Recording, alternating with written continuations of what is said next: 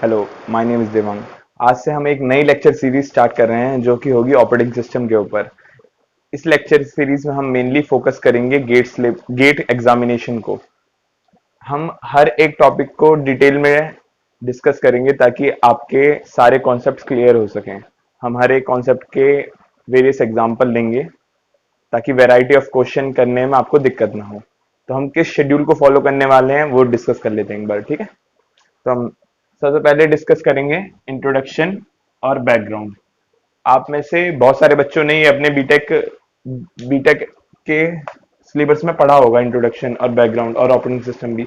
लेकिन सभी कैटेगरी के स्टूडेंट्स को लेके चलने के लिए मैं एक बार ये कवर करूंगा। इसके बाद हम लेंगे प्रोसेस मैनेजमेंट सिस्टम।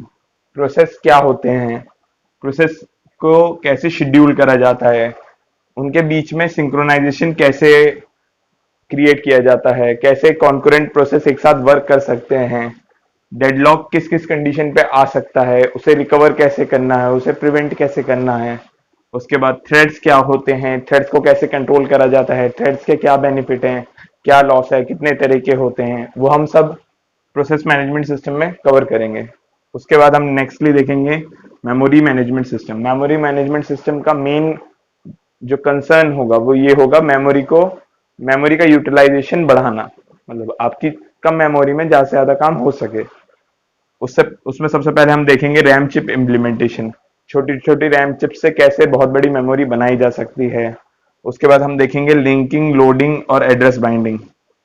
कैसे फंक्शन एक दूसरे से लिंक होते हैं। जैसे कि मान लीजिए अगर एक फंक्शन 1 है, फंक्शन 2 है और फंक्शन 3 है। फंक्शन 1 फंक्शन 2 को कॉल कर रहा है, फंक्शन 2 फंक्शन 3 को कॉल कर रहा है, या फंक्शन 1 फंक्शन 2 और फंक्शन 3 को एक साथ कॉल कर रहा है।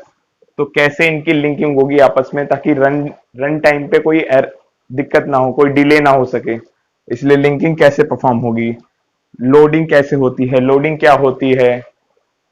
उसके बाद आएगा एड्रेस बाइंडिंग। एड्रेस बाइंडिंग कैसे करी जाती है, आपकी जब सेकेंडरी मेमोरी से मेन मेमोरी में लोड हो जाता है प्रोग्राम, लोडर जो आपका करता है, लोडिंग परफॉर्म होती है लोडर के द्वारा। जो लोडर होता है वो आपके सेकेंडरी मेमोरी से मेन मेमोरी में आपके प्रोग्राम को लोड कर देता है। उसके बाद उसे कौन सी मेमोरी एलोकेट होती है, उस एड्रेस जो मेमोरी एड्रेस है उससे एड्रेस से बाइंड कैसे होते हैं, स्टैटिक डायनेमिक, वो सब हम इसमें पढ़ेंगे। उसके बाद आएंगे मेथड्स। मेमोरी मैनेजमेंट किन किन मेथड्स के थ्रू होती है। मेथड्स में हम पढ़ेंगे mainly paging, multi level paging,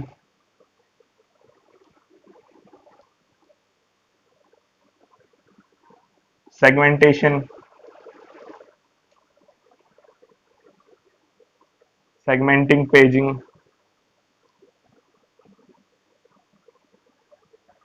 okay. उसके बाद हम लास्टली देखेंगे वर्चुअल मेमोरी। आप में से सभी ने वर्चुअल मेमोरी के बारे में सुना तो होगा, लेकिन ये कैसे काम करता है, इसके क्या क्या बेनिफिट्स हैं, अगर ये ना होता तो हमें क्या क्या प्रॉब्लम्स फेस करनी होती, वो सब हम इसमें डिस्कस करेंगे। उसके बाद हम लास्टली डिस्कस करेंगे फाइल सिस्टम। इसमें हम ये देखेंगे कि फाइल कैसे मैनेज करी जाती है, कैसे उन्हें प्रिजर्व करा जाता है, कैसे कैसे ब्लॉक्स के अंदर डाटा स्टोर होता है, इंटर रिलेट कैसे होते हैं। अगर आपको रन टाइम पे फाइल का साइज बढ़ाना है तो वो कैसे होगा, वो सब हम फाइल सिस्टम में देखेंगे। ओके। अब हम ये देख लेते हैं कि ऑपरेटिंग सिस्टम गेट के अंदर कितनी वेटेज कैरी करता है। अगर गेट, जैसे कि आप सभी जानते हैं, गेट एग्जामिनेशन 100 मार्क्स का होता है। तो ऑपरेटिंग सिस्टम अकेला ऑन एन एवरेज 8 से 10 मार्क कैरी करता है। जो ये एनालिसिस है ये लास्ट 10 से 15 ईयर के एग्जामिनेशन पेपर पे की गई है। अब ऑपरेटिंग सिस्टम में भी अब ये होगा, हम सब कुछ डेप्थ में तो नहीं जा सकते, लेकिन जो हम मेनली फोकस होके मतलब जिसमें बहुत ज्यादा डेप्थ में पढ़ेंगे वो होंगे दो टॉपिक। फर्स्ट वन तो होगा आपका सीपीयू शेड्यूलिंग और सिंक्रोनाइजेशन। सीपीयू शेड्यूलिंग और सिंक्रोनाइजेशन 40% ऑफ वेटेज कैरी करता है। अगर मान लीजिए आपका 10 मार्क्स का आया है तो 4 मार्क्स के आपका सीपीयू शेड्यूलिंग और सिंक्रोनाइजेशन आएगा।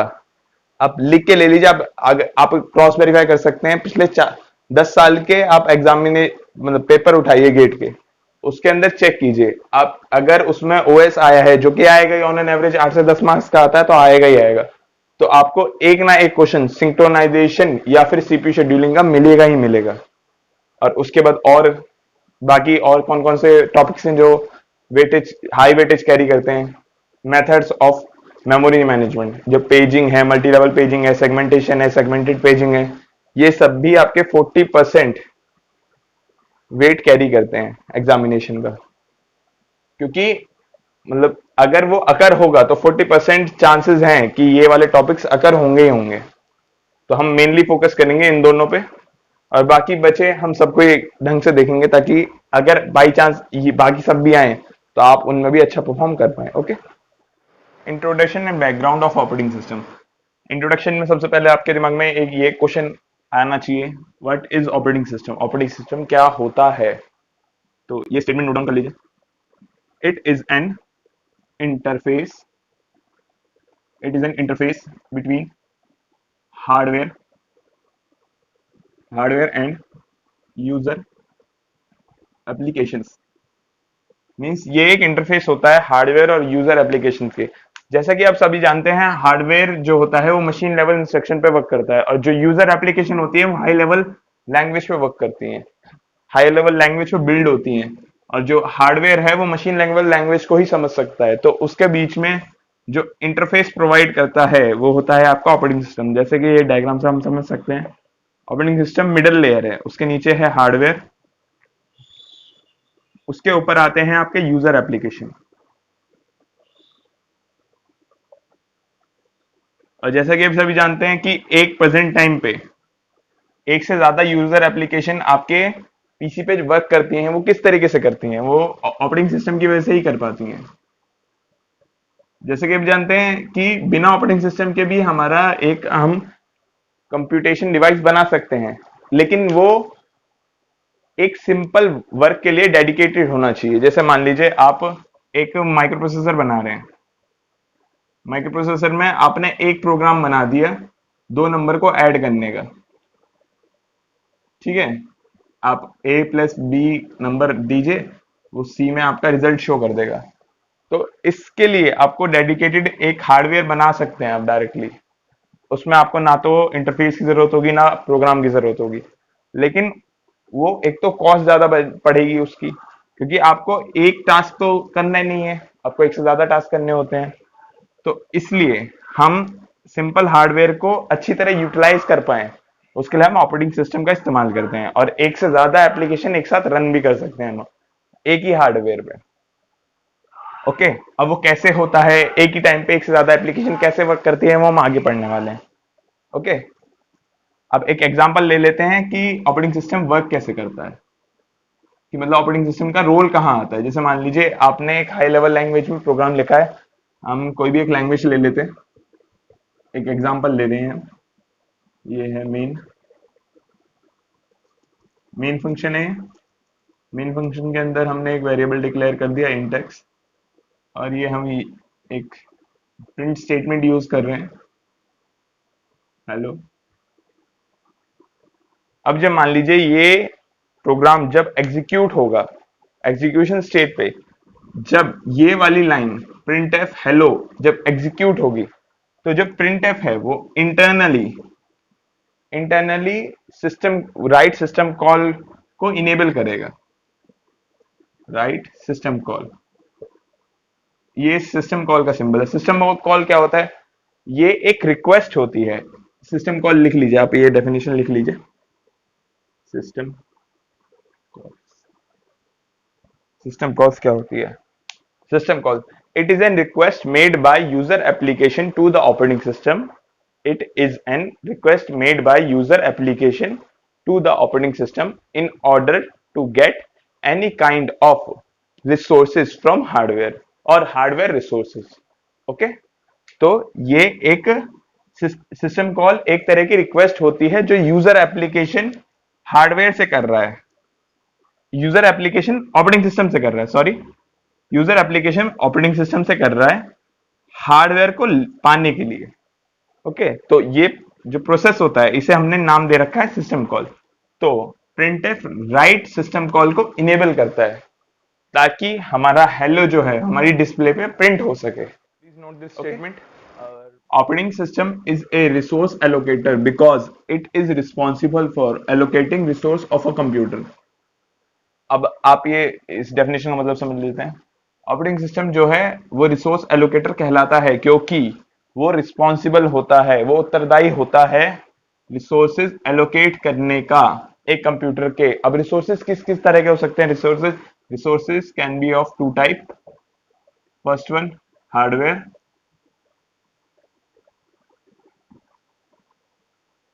और सॉफ्टवेयर।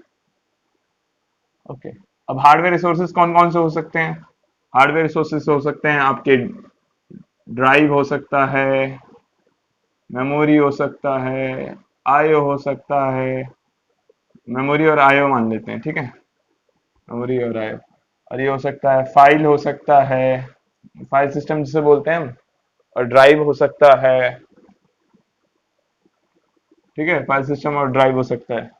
ओके, इसके बाद अब हम, आप ये नोट कर सकते हैं, वो गोल्स ऑफ ऑपरेटिंग सिस्टम लिख लीजिए। ओके, नोट डाउन कर लीजिएगा। फर्स्ट वन है the primary goal of operating system is to provide convenience to the user. Okay, मतलब आपका जो प्लेटफॉर्म है ऑपरेटिंग सिस्टम का वो यूजर फ्रेंडली होना चाहिए, यूजर को उसे चलाने में कोई दिक्कत नहीं होनी चाहिए। ऐसा नहीं है कि आपने एफिशिएंसी तो बहुत ज्यादा हाई कर दी लेकिन हर यूजर उसे चला नहीं सकता, तो वो एक अच्छा इंटरफेस नहीं माना जाएगा। ओके, जो सेकेंडरी गोल है वो होना चाहिए efficiency, means high utilisation of resources. आपके जो रिसोर्सेज हैं वो अच्छी तरह यूटिलाइज होने चाहिए, जैसे कि मेमोरी है, सीपीयू है, इनपुट आउटपुट डिवाइसेस हैं, वो प्रॉपरली यूटिलाइज होने चाहिए। तो वो कैसे होंगे, किस तरीके से होंगे, वो हम आगे पढ़ने वाले हैं। Type of operating system. Okay, सबसे पहले हम टाइप लेते हैं बैच ऑपरेटिंग सिस्टम। अब बैच ऑपरेटिंग सिस्टम क्या होता है, क्या कहता है, वो हम एक एग्जांपल से समझ सकते हैं। ओके, तो हम एक एग्जांपल ले रहे हैं। एग्जांपल, आपका मेन मेमोरी है जिसके अंदर आपका ऑपरेटिंग सिस्टम है और उसके ऊपर बहुत सारे जॉब्स आपको मिले हुए हैं करने के लिए, एक साथ यूजर ने दे रखे हैं आपको, अलग अलग यूजर के जॉब्स हैं। यह आपका सीपीयू है, यहाँ आपका आईओ डिवाइसेस है। ओके, अब आईओ डिवाइस क्या होते हैं आपको पता होगा, मतलब कीबोर्ड हो गया, प्रिंटर हो गया, ये सब आपके आईओ डिवाइसेस हैं, इनपुट आउटपुट डिवाइसेस। तो आप ऑपरेटिंग सिस्टम शेड्यूलिंग एल्गोरिदम का यूज करके कोई एक जॉब सेलेक्ट करेगा जिसे यहाँ डिस्पैच करेगा वो सीपीयू पे। ओके, उसके बाद J2 यहाँ आ गया। अब J2 जब एग्जीक्यूट हो रहा है, एग्जीक्यूशन के दौरान अगर मान लीजिए उसे किसी इनपुट आउटपुट डिवाइस की रिक्वायरमेंट पड़ गई तो J2 जो है वो यहां से PM टोक के यहाँ एलोकेट हो जाएगा, मतलब उसे इनपुट आउटपुट डिवाइसेस एलोकेट कर दी जाएंगे। लेकिन इस टाइम के दौरान इन द मीन वाइल जो सीपीयू है वो हमारा आइडियल कंडीशन में रहेगा। ये बैच ऑपरेटिंग सिस्टम का कहना है। ओके, तो हम स्टेटमेंट लिख लेते हैं। अब बैच ऑपरेटिंग सिस्टम किस तरह से एग्जीक्यूशन करता है, मतलब जब तक J2 कंप्लीटली एग्जीक्यूट नहीं होता तब तक कोई और जॉब हम सिस्टम में इंट्रोड्यूस नहीं कर सकते, मतलब सीपीयू को नहीं दे सकते जबकि सीपीयू हमारा खाली है। ओके, तो हम स्टेटमेंट लिख लेते हैं। If the job is completed completely then only the new job is introduced to the system। Okay, जैसे कि आप लाइन से समझ ही गए होंगे, जब तक हमारी जॉब कंप्लीट नहीं हो जाती, कंप्लीट नहीं हो जाती, मतलब जैसे आप बोल सकते हैं इसका, आपके बहुत सारे इंस्ट्रक्शन है, लास्ट इंस्ट्रक्शन है आपके इनपुट आउटपुट के लिए, आप कह सकते हैं मैंने सीपीयू का वर्क तो कंप्लीट कर लिया लेकिन अभी भी आपका इनपुट आउटपुट का वर्क रह रहा है। तो जब तक आपका आईओ का वर्क कंप्लीट नहीं हो जाता तब तक आप ये नहीं बोल सकते मेरी जॉब कंप्लीट हो चुकी है। तो हम कह सकते हैं एग्जीक्यूशन कंप्लीट, मतलब जो एग्जीक्यूशन है वो कंप्लीट नहीं हुआ है, अभी भी कंप्लीटली एग्जीक्यूट नहीं हुई है हमारी जॉब। ओके, तो जब तक कंप्लीटली एग्जीक्यूट नहीं हो जाती तब तक हम नई जॉब को इंट्रोड्यूस नहीं कर सकते। तो इसकी वजह से आपको क्या क्या डिसएडवांटेज मिल सकती हैं। तो डिसएडवांटेज करके लिख लीजिए आप।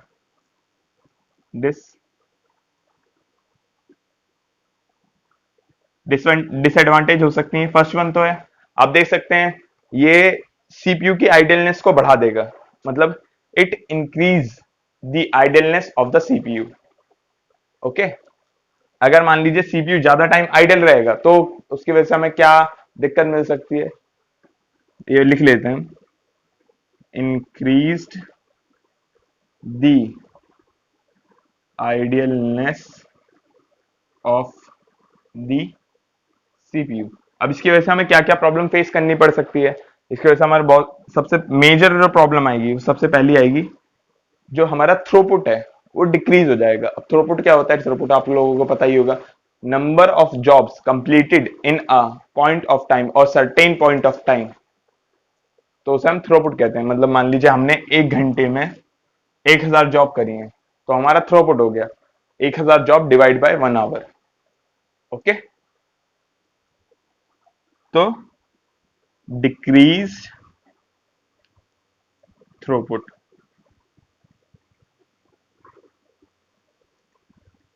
आप पॉइंट बना के लीजिए, it cause decrease throughput.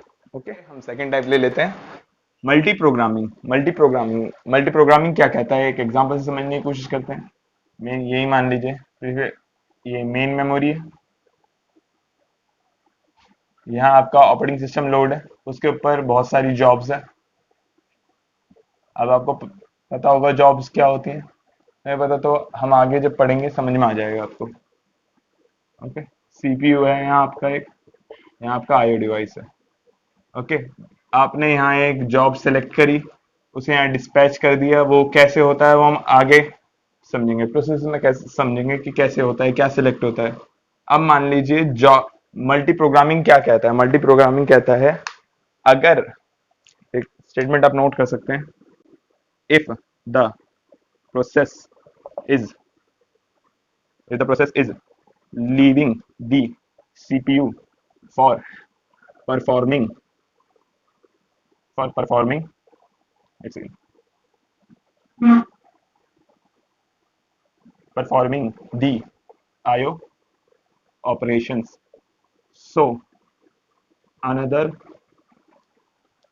process is introduced to the CPU। और इंट्रोड्यूस की जगह आप यहाँ शेड्यूल भी बोल सकते हैं, डिस्पैच भी बोल सकते हैं।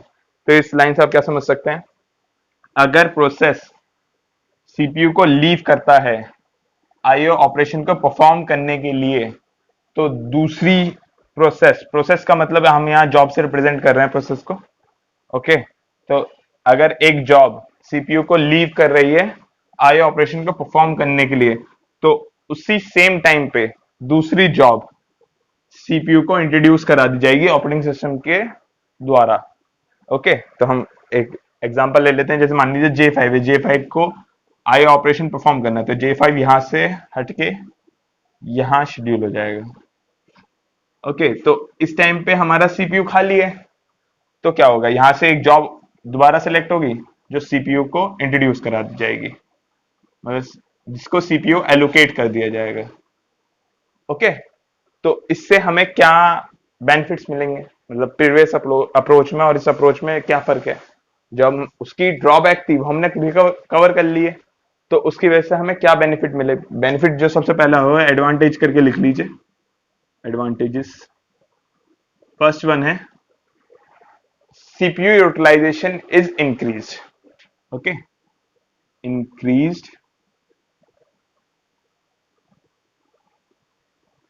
CPU utilisation, it increase the CPU utilisation. आप देख ही सकते हैं कि सीपीयू खाली रह ही नहीं रहा, क्योंकि सभी को पता है सीपीयू का टाइम बहुत ही इंपॉर्टेंट होता है। तो जैसी सीपीयू फ्री हो रहा है हम उसे दूसरी जॉब दे रहे हैं, और फिर दोबारा फ्री हो रहा है हम उसे तीसरी जॉब दे रहे हैं। तो सीपीयू का टाइम है जब वो है प्रॉपरली यूटिलाइज हो रहा है। तो इसकी वजह से क्या होगा, जैसे कि आप जानते हैं सीपीयू यूटिलाइजेशन प्रॉपर होगा तो हमारा जो थ्रोपुट है वो इंक्रीज हो जाएगा। थ्रोपुट क्या होता है, number of jobs performed in a certain amount of time. तो अगर मान लीजिए एक ही टाइम पे आपकी एक से ज्यादा जॉब परफॉर्म हो रही है, क्योंकि यूजर पॉइंट ऑफ व्यू से आपको क्या लग सकता है? जैसे हमारे लिए तो ये कंप्लीट सिस्टम है ना, मेमोरी, सीपीयू, आईओ डिवाइस मिला के एक सिस्टम है हमारे लिए, हमारा पीसी है। उसमें एक बार में हमारा एक टास्क परफॉर्म हो रहा है और उसी टाइम पे हमारा दूसरा टास्क भी परफॉर्म हो रहा है। और वो टास्क क्या क्या हो सकते हैं? कुछ भी हो सकते हैं। जैसे मान लीजिए आपकी वेब एप्लीकेशन चल रही है, एक है, आप एक बैंक ट्रांजेक्शन कर रहे हैं, कुछ भी कर रहे हैं। दूसरा, आप डाटा कॉपी कर रहे हैं, इनपुट इनपुट आउटपुट डिवाइस से, मतलब पेन ड्राइव से अपने मेमोरी में डाटा कॉपी कर रहे हैं, या अपने पीसी से एक पेन ड्राइव में डाटा कॉपी कर रहे हैं, तो आपके इनपुट आउटपुट डिवाइस का मतलब आई ऑपरेशन हो गया। और सेम टाइम पे आप दूसरे काम भी कर रहे हैं, तो एक साथ दो टास्क परफॉर्म हो रहे हैं। तो ये क्या हो गया? Multi programming means multi processing done हो रही है एक साथ। आप एक बार में एक से ज्यादा परफॉर्म कर रहे हैं, लेकिन सीपीयू तो हमारे पास सिंगल है, तो क्या हम एक से ज्यादा टास्क परफॉर्म कर सकते हैं? नहीं। तो लेकिन एक टास्क आईओ परफॉर्म कर रहा है, एक टास्क सीपीयू परफॉर्म कर रहा है, मतलब सीपीयू ऑपरेशन कर रहा है, और एक टास्क अपना आईओ ऑपरेशन परफॉर्म कर रहा है। लेकिन हम यूजर पॉइंट ऑफ व्यू से लगेगा कि एक साथ दो चीजें चल रही हैं, जो कि नहीं हो सकता। ओके, तो जो मल्टी प्रोग्रामिंग है वो आपको एक इल्यूजन दे सकता है कि एक बार में एक से ज्यादा टास्क परफॉर्म हो सकते हैं, लेकिन ऐसा नहीं हो सकता। जैसा कि आप सभी जानते हैं, कंप्यूटर को हमने बनाया है। क्या आप एक बार में एक से ज्यादा काम कर सकते हैं? मान लीजिए इस हाथ से आप कुछ लिख रहे हैं, दूसरे हाथ से आप कुछ और लिख सकते हैं। इस हाथ से आप मैथ पढ़ रहे हैं, इस हाथ से आप ड्राइंग बना रहे हैं, इस हाथ से आप मैथ की इक्वेशन सॉल्व कर रहे हैं। ऐसा पॉसिबल है? नहीं है। तो जब हमने कंप्यूटर को बनाया, तो कंप्यूटर हमसे ज्यादा स्मार्ट कैसे हो सकता है? अगर कोई एक्सेप्शनल केस है, हाँ, आप फ्यूचर में जाके हो सकते हैं, आप दो सीपीयू इंट्रोड्यूस कर दीजिए, दो दो अलग अलग टास्क परफॉर्म हो सकते हैं एक साथ। लेकिन एक बार में एक ही प्रोसेस हो सकता है एक सीपीयू के द्वारा। ओके, इसके हम आगे ऑपरेटिंग वेरिएशन पढ़ेंगे। मल्टीटास्किंग ऑपरेटिंग सिस्टम में एक एक्सटेंडेड वर्जन है मल्टी प्रोग्रामिंग ऑपरेटिंग सिस्टम का। एक्सटेंडेड वर्जन मतलब जो कॉन्सेप्ट हमें मल्टी प्रोग्रामिंग में इंट्रोड्यूस कराया गया था, उसी को एक्सटेंड करके मल्टीटास्किंग का कॉन्सेप्ट बेस्ड है। तो हम एक एग्जांपल के थ्रू समझ सकते हैं। एक एग्जांपल ले लिया हमने, ये मेन मेमोरी है हमारी, यहाँ हमारा ऑपरेटिंग सिस्टम है, यहाँ हमारे सेवरल जॉब्स हैं। जॉब्स क्या हो सकते हैं आपको पता ही है, जो हमारी यूजर प्रोग्राम चल रहे हैं वो ये हमारी जॉब्स हैं। ओके, तो यहाँ हमारा मान लीजिए सीपीयू है, यहाँ हमारा इनपुट आउटपुट डिवाइस है। इस कॉन्सेप्ट में हमें एक नई टर्मिनोलॉजी इंट्रोड्यूस कराई गई है, जो कि है टाइम क्वांटम।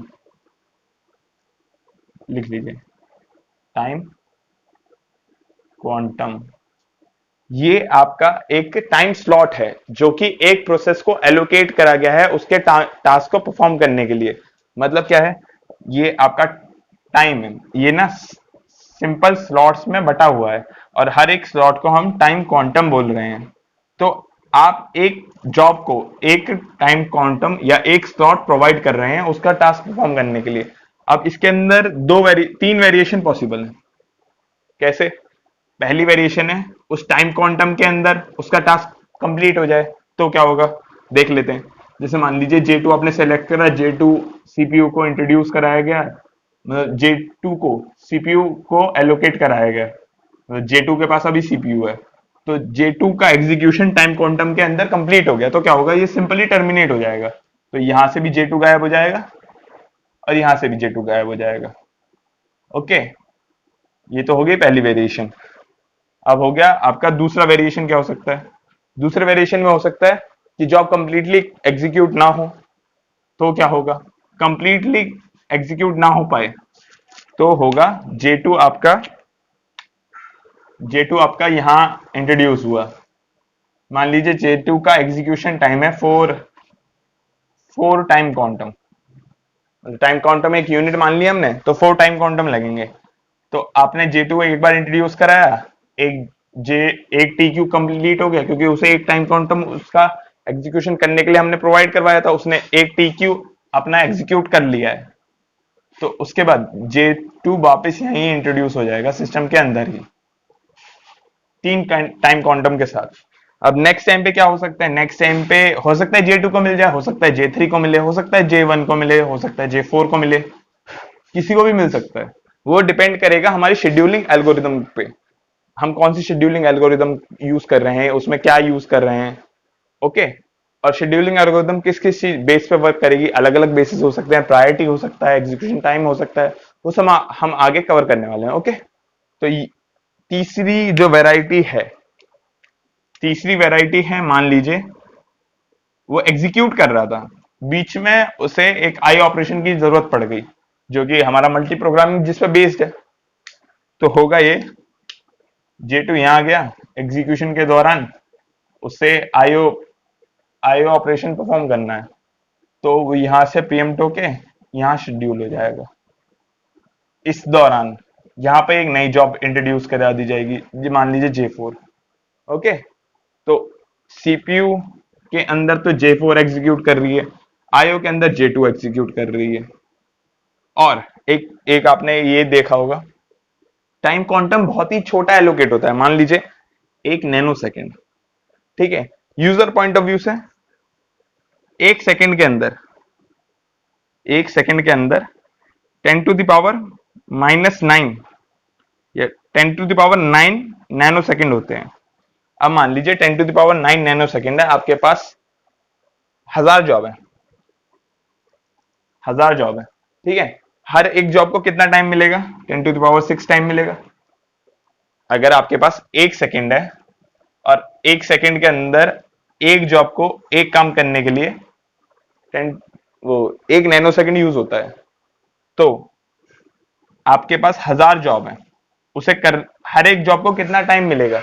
हर एक जॉब को 10⁻⁶ मतलब 1 माइक्रो सेकेंड मिलेगा अपना टास्क परफॉर्म करने के लिए। अब मान लीजिए एक जॉब का टास्क कितना हो सकता है, मान लेता हूं मैं 1 मिली सेकेंड है हर एक का टास्क। ठीक है, तो हर एक को 1000 माइक्रो सेकेंड चाहिए, हर एक जॉब को 1000 माइक्रो सेकेंड चाहिए अपना टास्क परफॉर्म करने के लिए। ओके, 1000 माइक्रो सेकेंड चाहिए अपना टास्क परफॉर्म करने के लिए। तो उसमें 1 सेकेंड के अंदर उनका मतलब हर एक जॉब का थोड़ा थोड़ा पार्ट कंप्लीट हो जाएगा। हम हर एक जॉब में थोड़ा थोड़ा प्रोग्रेशन देखेंगे, क्योंकि वो स्लॉट के अंदर वर्क कर रहे हैं। हमें ऐसा लगेगा कि 1000 जॉब एक साथ चल रही है, लेकिन क्या हो रहा है, एक पर्टिकुलर टाइम पे एक जॉब चल रही है, वो कई हजार बार चल रही है। इसलिए हमें लगता है कि इसका थोड़ा सा प्रोग्रेस हो गया, इसका थोड़ा सा प्रोग्रेस हो गया, इसका थोड़ा सा प्रोग्रेस हो गया, तो सब एक साथ चल रहे हैं। लेकिन नहीं, सब अलग अलग टाइम पे एक बार में एक चल रहा है, अलग अलग टाइम पे चल रहे हैं सब। ओके, डेफिनेशन नोट कर लीजिएगा, वो हमने पिछले एग्जांपल में सब कुछ समझ लिया, बस डेफिनेशन नोट कर लीजिए। फर्स्ट डेफिनेशन है, it is multitasking is an extension of multi programming operating system. Okay, second, only one task is performed at a time, मतलब one operation can be performed at a time. Okay, lastly है, job will be executed in a time sharing mode। जैसे कि हमने देखा ही था कि ये time है, तो स्लॉट्स के अंदर डिवाइड हो गया है और सब जॉब इसे शेयर कर रहे हैं, J3 J4 J5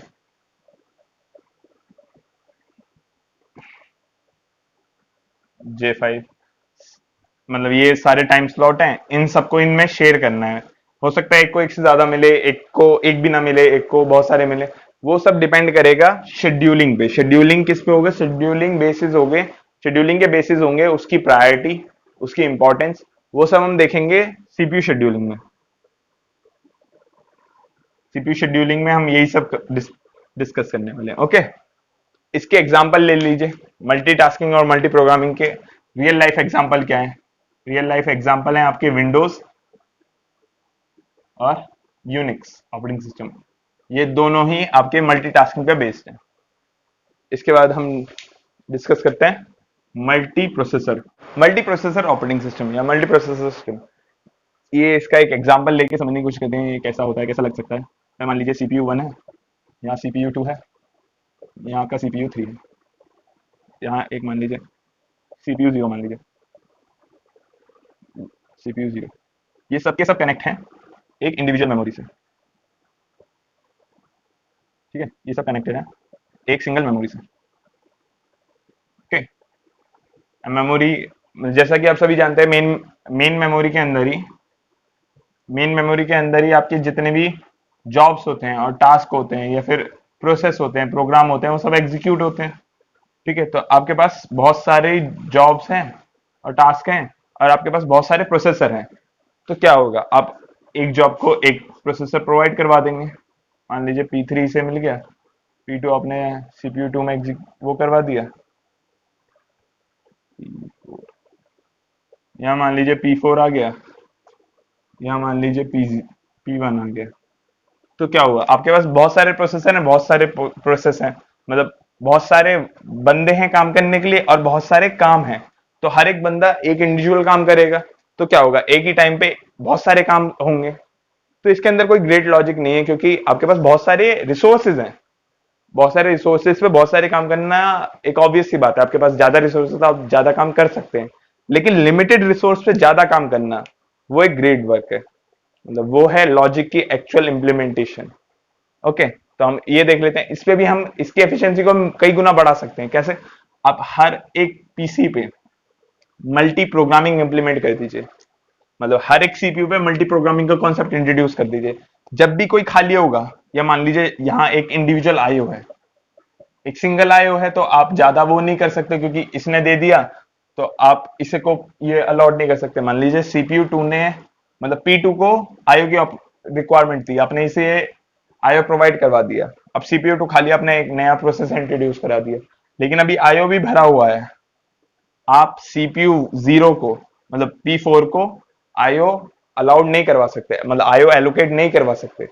लेकिन अगर आप सबको आईओ अलग अलग से दे दें, सबको अलग अलग आईओ दे दें, तो मतलब क्या हुआ, हमारे पास हर एक पीसी पे मल्टी प्रोग्रामिंग इंप्लीमेंट हो गई है।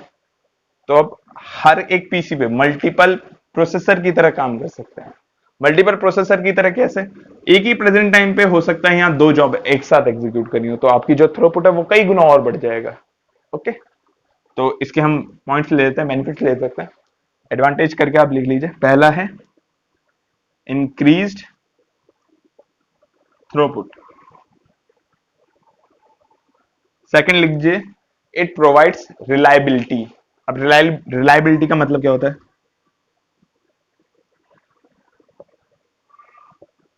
Means it ensure fault tolerance. और फॉल्ट टॉलरेंस आप में से कई बंदों ने ये टर्म सुन रखी होगी, कहीं ने नहीं सुनी होगी, चलिए मैं एक्सप्लेन कर देता हूं। फॉल्ट, मान लीजिए प्रेजेंट टाइम पे आपका एक सीपीयू डाउन चला जाता है, तो क्या होगा, कोई फर्क नहीं पड़ता, आपके पास बहुत सारे सीपीयू हैं, बहुत सारी जॉब है, आप एग्जीक्यूट कर सकते हैं। एक और सीपीयू डाउन चला गया, तब भी आपके पास सीपीयू अवेलेबल है, आप जॉब कर सकते हैं। एक और सीपीयू डाउन चला गया, अब भी आपके पास एक सीपीयू है, आप काम कर सकते हैं। तो मतलब क्या हुआ, आपने high rate of fault tolerance provide करो, मतलब बहुत सारे फॉल्ट आ भी गए तब भी मेरा काम चल रहा है। अगर ये भी डाउन हो गया फिर आप कुछ नहीं कर सकते, अगर सब कुछ ही, मतलब पूरा सिस्टम ही कोलैप्स कर गया, उसमें आप कुछ भी नहीं कर सकते। लेकिन हाँ, छोटी छोटी दिक्कत आने पे आपका काम नहीं रुकेगा, क्योंकि आपके पास बहुत सारे मेजर कंपोनेंट्स हैं, मतलब बहुत सारे रिसोर्सेज हैं उसको प्रोवाइड करवाने के लिए। ओके, अब लास्ट पॉइंट लिख लीजिए, इकोनॉमिकल। अब इकोनॉमिकल कैसे हो गए, तो बहुत महंगा होने वाला है। आप में से बहुत सारे बच्चे सोच रहे होंगे ये इकोनॉमिकल कैसे हो सकता है। इकोनॉमिकल इस तरीके से हो सकता है, मान लीजिए एक सीपीयू को आप एक अलग पीसी माने, तो आप चार पीसी का काम एक ही पीसी के अंदर कर रहे हैं। वो कैसे, मान लीजिए आपके पास मेमोरी कम लग रही है, आपको हर एक को अलग मेमोरी एलोकेट करनी पड़ती, आपको नहीं करनी पड़ रही है, एक ही में आप ज्यादा मेमोरी यूज कर सकते हैं। तो मेमोरी चलो नहीं भी कंसर्न मान लेते हैं, हो सकता है आपको यहां भी उतनी ज्यादा लेनी पड़ेगी। कीबोर्ड,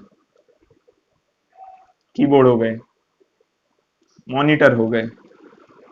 ओके, प्रिंटर वगैरह मैं इसलिए नहीं दे रहा हूँ क्योंकि मैं बता रहा हूँ जब आपको मल्टी प्रोग्रामिंग इंप्लीमेंट करनी है तो आपको आईओ सबको अलग देने पड़ेंगे। लेकिन कीबोर्ड हो गए, मॉनिटर हो गए, ये सब तो आप एक इंडिविजुअल से भी काम कर चला सकते हैं, उसमें ही आप मल्टीपल विंडोज आप दिखा सकते हैं उसके अंदर ही।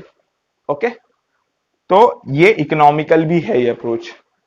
अब बहुत सारे बच्चों को एक छोटा सा डाउट होता है, उन्होंने कहीं ये टर्म सुनी होती है मल्टी कोर और मल्टी प्रोसेसर के बीच में क्या डिफरेंस हो, कैसे काम करता हो। तो मल्टी कोर जो होता है, आप डेफिनेशन नोट डाउन कर सकते हैं, मैं इसमें नहीं लिखूंगा, इतना बड़ा टॉपिक नहीं है। Some component of the processor are multiple. How, means ये आपका प्रोसेसर है, इसके अंदर एएलयू लगे होते हैं, रजिस्टर्स होते हैं, ठीक है, कुछ कंट्रोल यूनिट्स होती हैं। अब मान लीजिए इसके अंदर दो एएलयू हैं, ये तो आपका नॉर्मल सीपीयू है, एक मल्टी कोर सीपीयू है। यहां ड्रॉ कर लेता हूं, थोड़ा साफ से लगेगा। ये है आपका मल्टी कोर सीपीयू है। आपके पास दो एएलयू हैं। ALU stands for arithmetic logical unit. ये सब आपने मतलब आप इस टर्म से अवेयर होंगे, नहीं तो मैं बता देता हूं। जो भी आपकी अर्थमेटिक एक्सप्रेशन होती हैं वो एग्जीक्यूट होती हैं एएलयू के द्वारा। मतलब अगर आपको a प्लस बी करना है अपने कंप्यूटर में, तो जो एडिशन है वो एएलयू परफॉर्म करेगा। ओके, आगे अगर आपके पास एक से ज्यादा एएलयू हैं, एक से ज्यादा रजिस्टर सेट हैं, मतलब जनरल पर्पस जो रजिस्टर होते हैं, अगर आपके पास एक से ज्यादा सेट है, तो ऑब्वियस सी बात है आप एक टाइम पे एक से ज्यादा ऑपरेशन परफॉर्म कर सकते हैं, अर्थमेटिक ऑपरेशन परफॉर्म कर सकते हैं। तो उससे आपका थ्रोपुट भी इंक्रीज होगा, उससे भी आपका थ्रोपुट इंक्रीज होगा। लेकिन उसका कंपैरिजन मल्टी प्रोसेसर से करना ठीक नहीं होगा। उसके एक ही प्रोसेसर के अंदर बहुत सारे मेजर कंपोनेंट्स हैं, मतलब जो कंपोनेंट्स जरूरी होते हैं कंप्यूटेशन के लिए वो ज्यादा हैं, लेकिन यहां प्रोसेसर ही एक से ज्यादा है। ओके, मैं उम्मीद करता हूं आपको ये समझ में आया होगा। रियल टाइम ऑपरेटिंग सिस्टम और real time systems, the system which are strictly time bound are called real time system. Okay, strictly time bound से आप क्या समझेंगे? स्ट्रिक्टली टाइम बाउंड मतलब बहुत एक एक सेकंड का डिले या एक नैनो सेकंड का डिले भी सिस्टम को कोलैप्स करने के लिए काफी है, तो उसे बोलेंगे स्ट्रिक्टली टाइम बाउंड। इसके दो एग्जांपल हैं, hardly strict time bound, softly strict time bound. अब हार्डली स्ट्रिक्ट टाइम बाउंड और सॉफ्टली स्ट्रिक्ट टाइम बाउंड क्या हो सकते हैं? मान लीजिए आप एक सैटेलाइट पे ऑपरेट कर रहे हैं, मान लीजिए इसरो अपने क्या बोलते हैं चंद्रयान 2 को ऑपरेट कर रहा है, यहां से मतलब अर्थ से ऑपरेट कर रहा है चंद्रयान 2 को। अगर उसकी इंस्ट्रक्शन को एग्जीक्यूट होने में एक पीको सेकंड का भी डिले हो गया, तो जो उसकी पोजीशन है वो कई किलोमीटर तक शिफ्ट हो सकती है। मतलब सैटेलाइट पोजीशन सिस्टम है, वो कई किलोमीटर तक शिफ्ट हो सकता है एक पीको सेकंड, मतलब 10⁻⁻12 सेकंड के डिले पर कई किलोमीटर तक शिफ्ट हो सकती है पोजीशन। मतलब वो पूरा प्रोजेक्ट वेस्ट हो सकता है बहुत ही छोटे डिले से। एक पीको सेकंड आप कैलकुलेट भी नहीं कर सकते, इतना छोटा है। उसके डिले से कई किलोमीटर तक का डिफरेंस आ सकता है। तो क्या ये हार्डली बाउंड है, मतलब hardly strict deadly time bound है।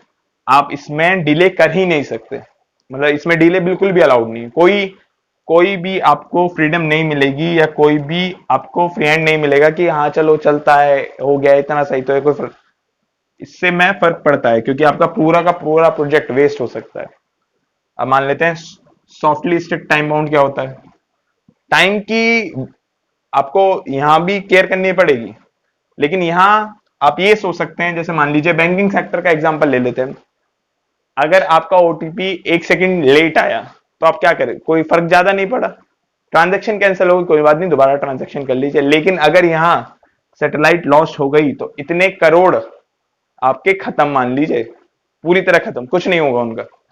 यहां आप ट्रांजैक्शन कर रहे हैं, वो ट्रांजैक्शन फेल भी हो गए तो उससे कोई फर्क नहीं पड़ने वाला। तो ये एक एग्जांपल हो गया सॉफ्टली और डेडली टाइम बाउंड का। ओके, एक एग्जांपल ले लेते हैं रियल टाइम ऑपरेटिंग सिस्टम का। ये बहुत ही आप मतलब ऐसी अगर इंटरव्यू में पूछ ले उसके लिए है, वरना कहीं यूज तो आने वाला है नहीं। एसएक्स वर्क्स, एसएक्स वर्क्स और हो गया RTOS। ये सब आपके रियल टाइम ऑपरेटिंग सिस्टम के एग्जांपल हैं। ओके, तो नेक्स्ट लेक्चर से हम, यहाँ हमारा इंट्रोडक्शन खत्म होता है। नेक्स्ट लेक्चर से हम स्टार्ट करेंगे प्रोसेस मैनेजमेंट सिस्टम, राइट।